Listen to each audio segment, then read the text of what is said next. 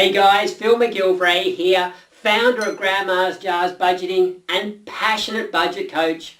Thank you for joining us today. In this video, I want to talk to you about the 4 things a really good budget should tell you. So whenever you're setting up a budget, these are 4 things that you must have in the system you use.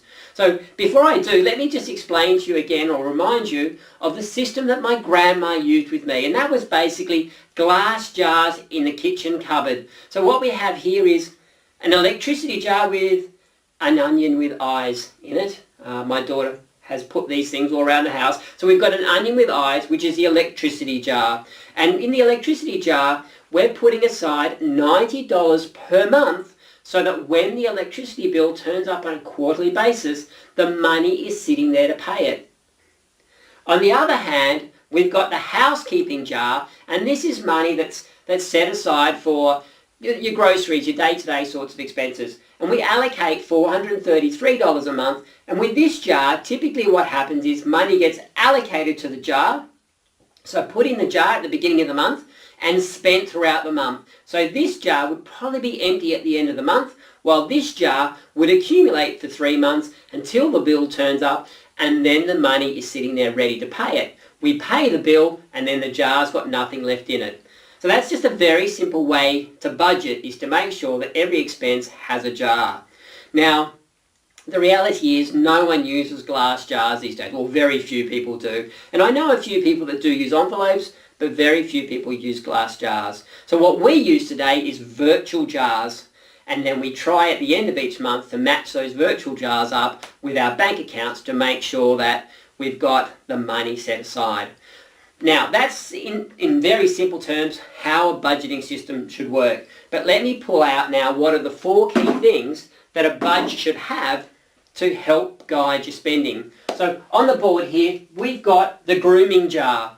So if you think about the grooming jar, this is our virtual jar. We're allocating $200 per month. Now, what that would mean is that we put $200 in the jar in January, and if we don't spend that money in January, then it accumulates to the next month. So let's just say that I started the month with $200 and I didn't spend anything. I've allocated $200. In February, I allocated another $200, so I've now got $400. And let's just say I didn't spend it in February either, and now I have $600. Okay, so the first thing a budget must tell us is how much am I allocating each month. So it should tell you what am I allocating to each expense on a monthly basis.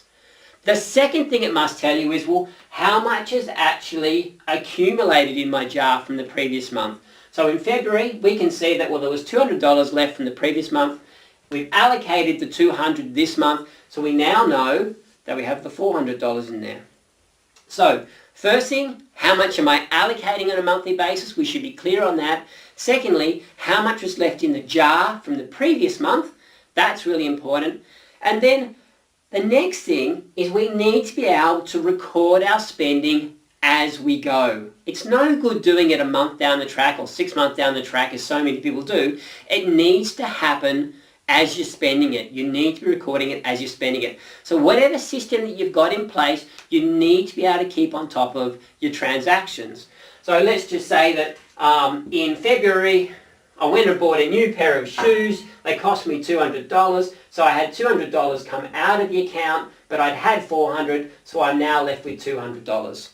So we need to be able to record the spending so that at any point in time, I can look at the balance in my jar and go, okay, I've still got $200 to spend. And this is the most important thing, and the 4th thing is that a budget should tell you exactly how much you've got left so that you can make a conscious decision about what you're spending and about what you've got left to spend. Most people have no idea how much they can afford to spend without blowing the budget. So there you have it, 4 things a budget must be able to tell you. The first thing is, what am I allocating to my jar each month? The second thing is, well, how much has accumulated from the previous month and that I'm carrying over into this month? The third thing is, well, how much am I actually spending and can I record it as I'm going? And the last thing is, you need to be able to see how much have you got left to spend. And that will then guide your spending. And as long as you stay within those spending boundaries, now it was very easy in Grandma's day, because either the money was in the jar or it's not. But these days it's so much harder to stay on top of it because we've got our budget over here and our bank accounts over here, so it's very hard to know how we're tracking. So your budget needs to be able to tell you how much have I got left to spend, and then at the end of each month we need to reconcile the two. So reconcile what your budget says you've got with what your bank account actually has. And that's very much what the Grandma's Jar system is all about. The Grandma's Jar system is about having virtual jars that tell you those 4 very important things. So at any point in time, you know exactly how much money you've got left to spend without blowing the budget.